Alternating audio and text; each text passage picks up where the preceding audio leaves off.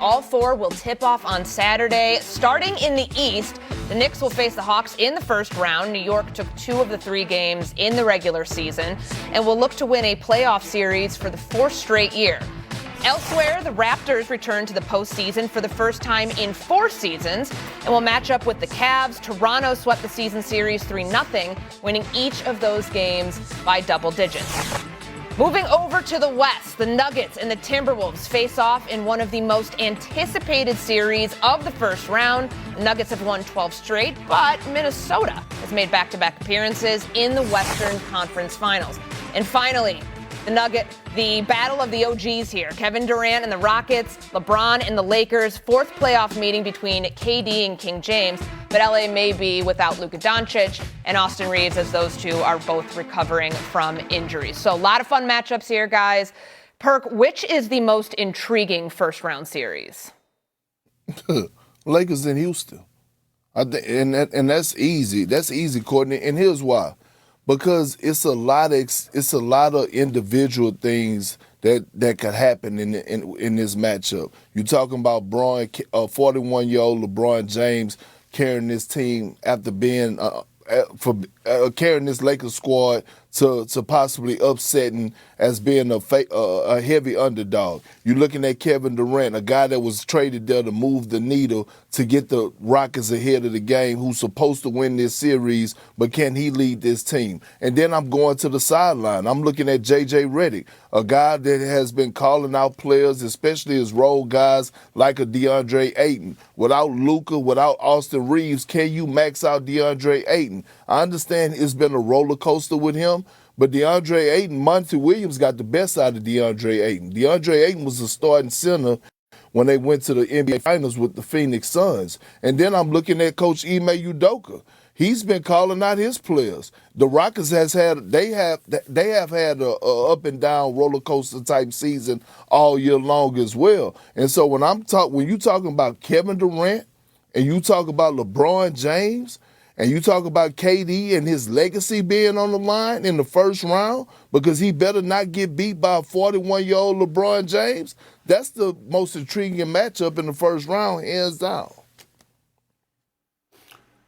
I disagree with you. I get where you're coming from. I disagree with you because I don't see this series going past 5 games. Unless Luka and AR comes back, or at least one of them, I don't see them winning more than 1 game, and I'm being nice. I'm just in a nice move. I'm not bringing out the brooms, Big Perk, but I'm at the closet door about to open that bad boy to grab the broom when it comes to the Lakers against Houston. That's how I feel about it because of the absence of help that LeBron James has. I think it's too much. Their size, their athleticism, their defensive prowess, top 6 defensively in Houston. I think it's too much for the Lakers, a shorthanded Lakers squad to overcome. If Luka and AR were there, I would have picked the Lakers to beat the Houston Rockets in this series. But without those two there, I just think it's too much to put on the shoulders of LeBron James.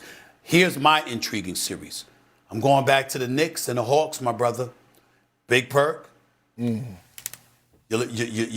big little bro is nervous. Your big little bro is nervous, bro. I'm just gonna keep it a buck with you. I'm nervous as hell. The New York Knicks won 2 of the 3 games against the Atlanta Hawks this year. Did you know that both wins was by 3 points? Their first meeting, the Knicks won 128-125. Their third meeting, the Knicks won 108-105 with a last-second shot, okay? I'm very nervous. I am excited about this. Dyson Daniels can obviously defend. That's been the primary defender against Jalen Brunson. And even though he's got height, he's got size or whatever, big body Brunson, as you call him so affectionately, the brother is averaging 48% shooting from the field and a 5-to-1 assist-to-turnover ratio with Dyson Daniels guarding him. And he's averaging 29.3 points in the games that he went against the Hawks this year. So that's Brunson. I expect more than that. But I'm looking at how tight the games were. I'm looking at Nickeil Alexander-Walker. Do you know in the 3 games against the Knicks this year, this brother's averaging 28 points on 51% shooting, 45.5% from three-point range. And we ain't even get to Jalen Johnson. He's only at 19.5 points at 45% shooting. But you look at their youth, their athleticism, the fact that they want to play up-tempo, They've got some size and athleticism working in their favor. The New York Knicks are not incredibly skilled at getting to the free throw line. They'll beat you in a half-court set, but they ain't get to the free throw line that much. Neither is Atlanta. I think that Atlanta, of course I got the Knicks winning this series, but I think Atlanta has the potential to push this to a 7th game in the first round. I'm very worried about the New York Knicks in this series, and that's why I'm intrigued by it. Okay, I want to stick with Perk's matchup, though, the 4-5 Rockets and Lakers, because, Perk, you mentioned it, LeBron's 41 years old. This could be, who knows, the last time that we see him out here, or maybe it's not. So how do you think, Perk, this series affects how long we continue to see LeBron James playing basketball? I mean, I think it has zero effect. I think we're going to see LeBron James for another year, and that's it. That's just my personal opinion. This is not something that I know. No one knows what he's actually going to do. But if I had to guess, he's going to play next year anyway. It might not be in a Laker uniform, but he will suit up, and he should suit up to get his farewell tour. But I will say this again, like I said, if he does pull this off, I don't want to hear about the GOAT conversation no more. I don't want to hear about it because when you talk about him leading this roster, I don't want to hear about it now. And well, you gonna hear about it. You gonna hear about it because you have no choice. And you gonna hear about it. And you gonna hear about it. And you gonna hear about it if they win it, if they beat Houston. You gonna hear about it if they beat Houston. Just like if I gotta hear about it now, you gonna hear about it later. That's cool. I'm not picking them to win the series though, SA. All I'm telling you is that the one thing I know about LeBron James, from knowing him damn near half of my life, is he's petty as hell. And I know he's going to be prepared. And I know that he knows that all eyes are going to be on this series. And I'm telling you, you're going to get every single thing that he has. Him and J.J. Redick are in that film room daily. This team will be prepared. I just hope that the Rockets don't sit up here and take for granted that DeAndre Ayton does have playoff experience. Marcus Smart does have playoff experience. Like, they're not just slouches over there. Well, I'm saying this to you, Big Perk. I know that you've known him more than half your life, and y'all were all Americans together in 2003 and all of that. But you might be on television with somebody that could rival you in terms of knowing his pettiness. I'll leave it at that. I mean, you ain't the only one to know how petty he can be. So let's make sure we get that out the way, okay? Now, having said that, I want to co-sign what you said. I think he will be back next year. He should be back next year because the brother deserves his farewell tour. LeBron James should be celebrated city to city. If the day he announces that his season is his last, I'll go as far as to say this. Don't fall off your chair, Big Perk. Don't fall off your chair. The second he announces that a season is his last, I think his farewell tour should be comparable to that of MJ. He's done that much for the league. He deserves to be celebrated city to city.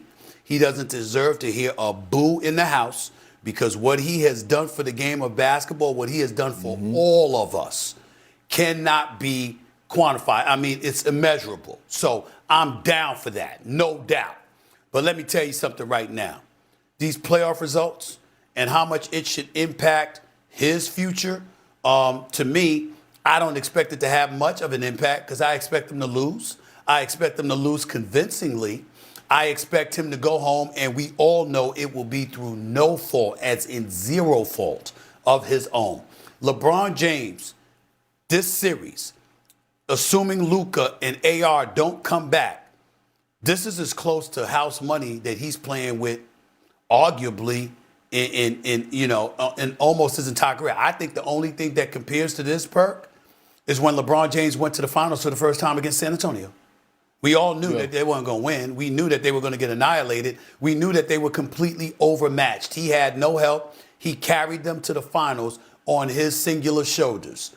I think that going up against Houston, that's what we're looking at here. He doesn't have that kind of help. There are minimal expectations, and no matter what negative happens to him collectively as a team, led by him, nobody can look at LeBron James and say this is on him. You could have said something, and by the way, you might not have even be able to say that with Luka and AR, but you certainly can't say it now. So LeBron James is playing with house money. That, brother, is going to be dangerous. It's going to be very, very interesting because the one time we thought that way, if you remember, they went to the finals when J.R., who I love, J.R. Smith, accidentally, failed to shoot the basketball in time, that kind of thing. That was a game where everybody was expecting the Cavaliers to get annihilated, and it came down to the wire, and LeBron had 51 that game. You know what I'm saying? I was sitting when on the he's bench. under these circumstances, that's right. When he's under these circumstances, that's when you see something a bit different from that brother. Absolutely. Okay, that game tipping off the 4-5 matchup, 8:30 p.m. Eastern time on Saturday. Let's go back to Monday.